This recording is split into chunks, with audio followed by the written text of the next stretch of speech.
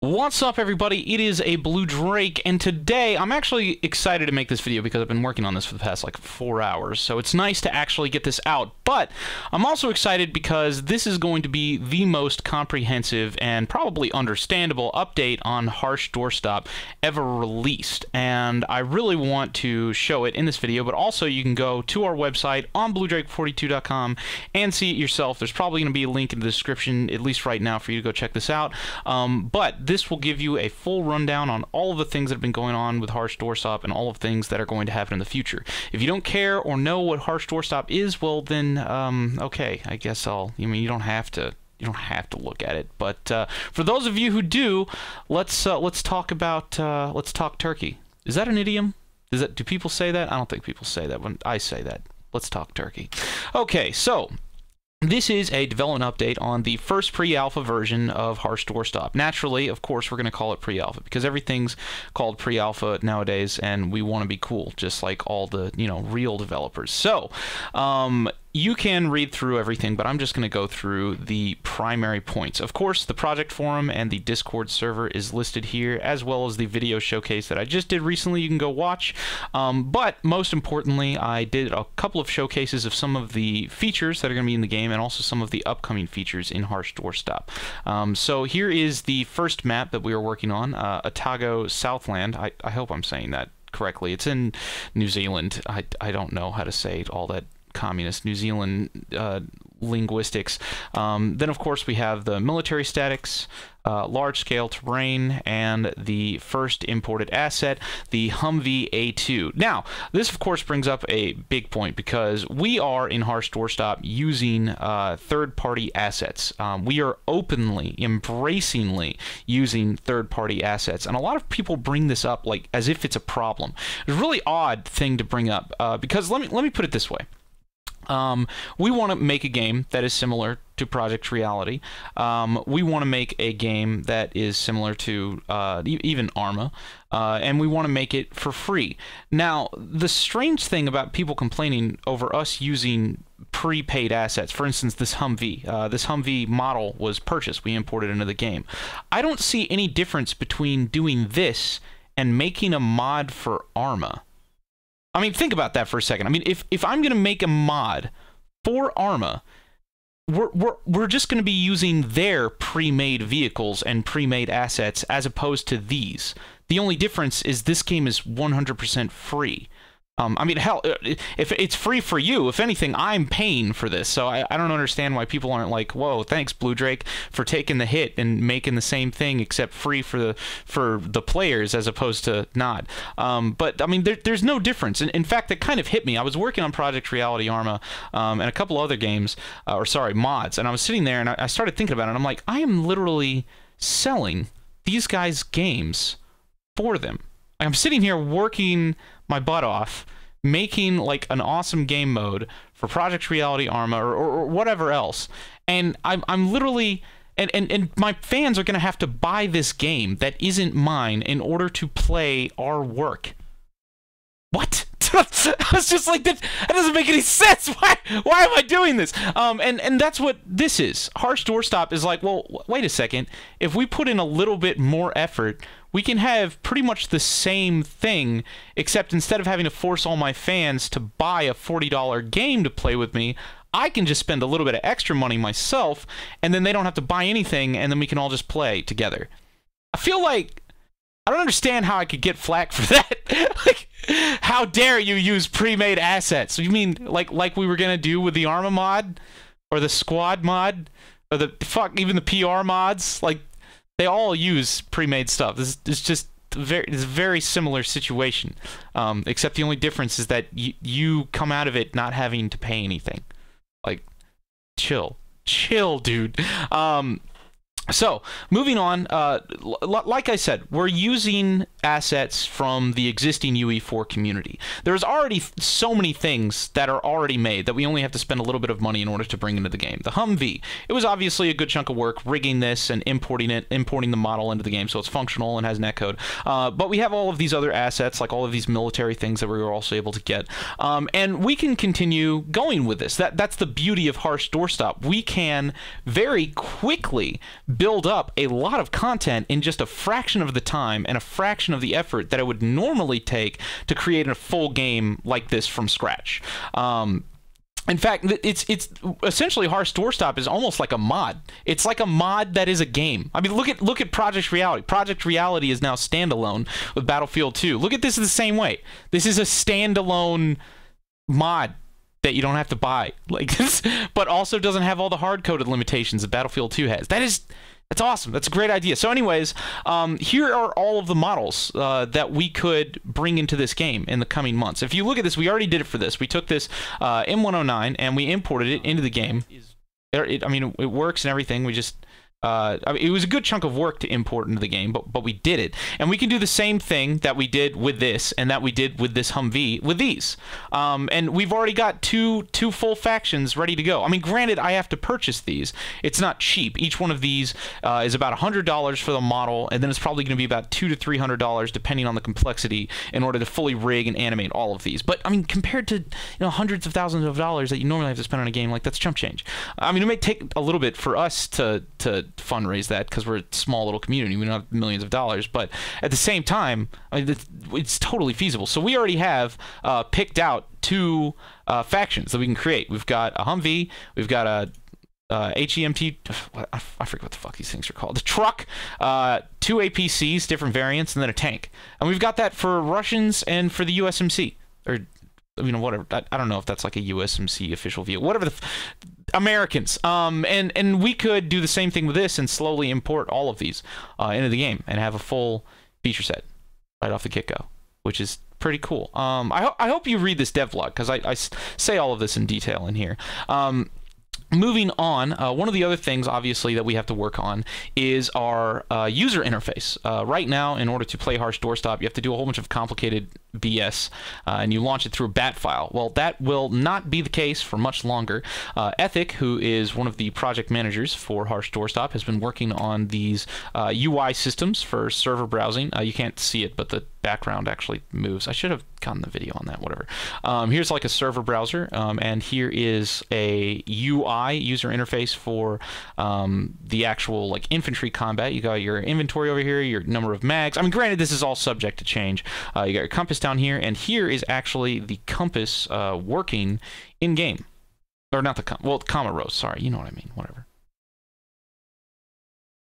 Unreal Engine 4 like already has like a boxed up system. Well, that's a fucking adorable goddamn sugar glider.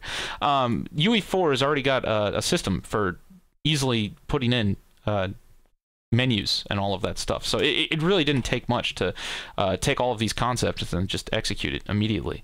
And then, of course, lastly, we have all the information on how to make sure you get in touch with us and all that stuff. And a lot of people have been asking, like, what is the release date for Harsh Doorstop? When is Harsh Doorstop going to come out? And there's two answers to this question. The first answer is when it's done. I'm not going to go do like what other studios have done. I'm not going to lie to you. I'm not going to tell you that it's going to be done anytime. I'm not going to make... The only time I will ever tell you when anything is going to be done is when it's already finished. That's it. And then the second answer to this question is when you ask me when is something going to be released, I'm going to tell you, well, when it's done, but if you help, we'll get it out faster. Like, we can release this faster if the community helps. And there's a lot of people who say, oh man, well, I'm not a developer. That doesn't matter. That doesn't matter. Look, here's what I would like you to do. You could literally go onto YouTube right now. There's thousands and thousands of these videos with just a couple of thousand views, couple of hundred views, a billion different people working on Unreal Engine 4. So here's what I would want you to do. If you have no Unreal Engine 4 modding experience, there are two ways that you can help. The first way is you can literally just scrub the internet for people like this. For people who already work in Unreal Engine 4 and have put together their own little weird prototypes and stuff like that, and obviously have proficiency in the engine. And then you just contact them, say, hey, Harsh Doorstop is this project that a community of mine is working on, and I really think that you would maybe be interested in it, and just give them a link to it. That's all you have to do. Just convince them to contact us and show us their work and go from there.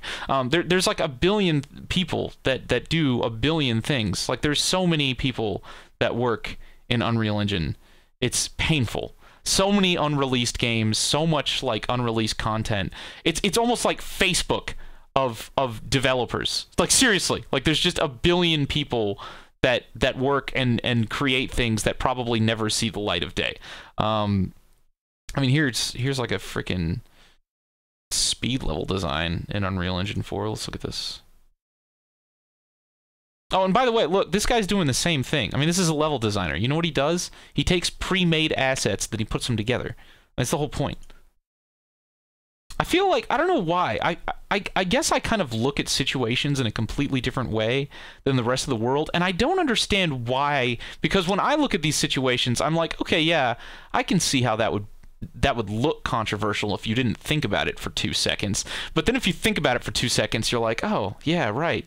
Developing in Unreal Engine 4 with pre-made assets is literally like the same exact thing as doing like everything else that all of the communities that I play in have ever done ever. Like it's literally the exact same situation.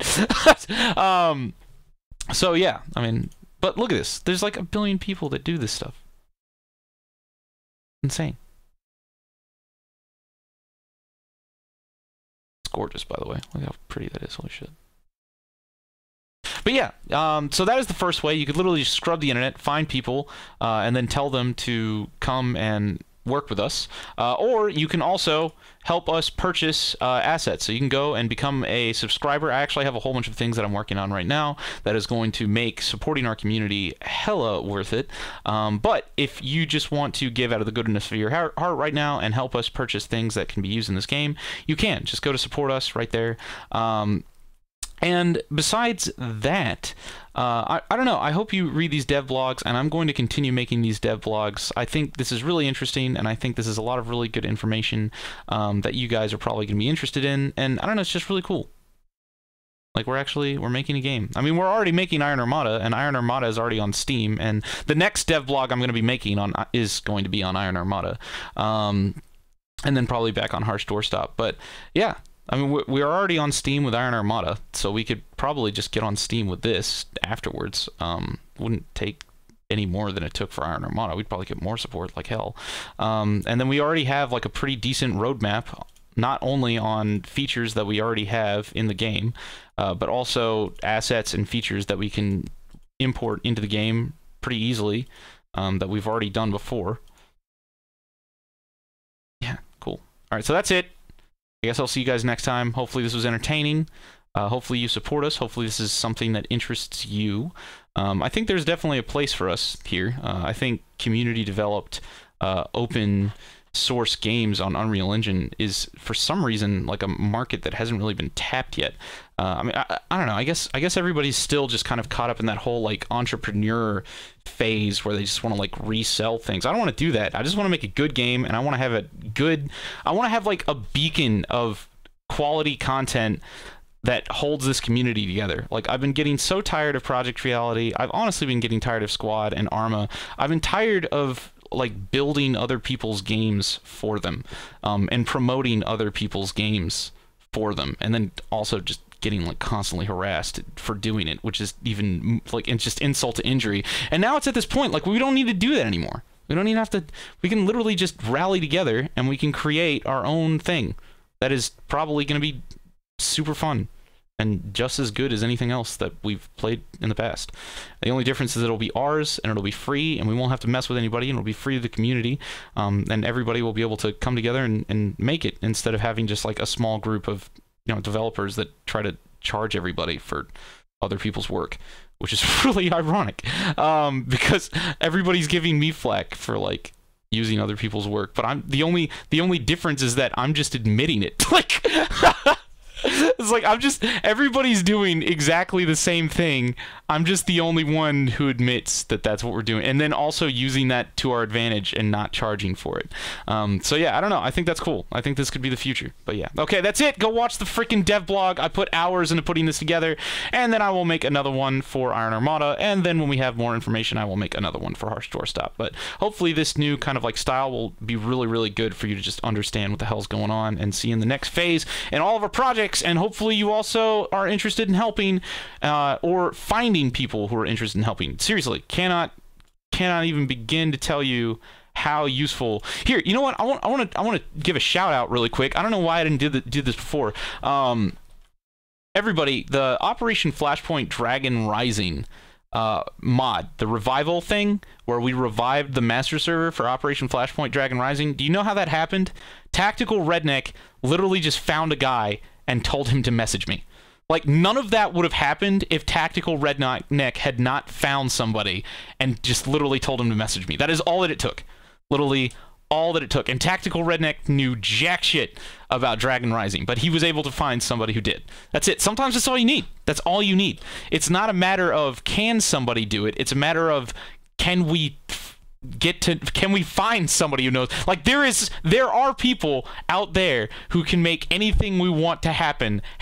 It is just a matter of finding them. There's a billion people in this world. It's really hard to filter through all of them, but it's a lot easier if you have a whole community working together in order to filter through all these people and to find the right ones. So that's it. Okay, that's it. I'm done. I'm done for real this time. Okay. See you guys next time. Hope you enjoyed this update. I'll make another one soon. Love you.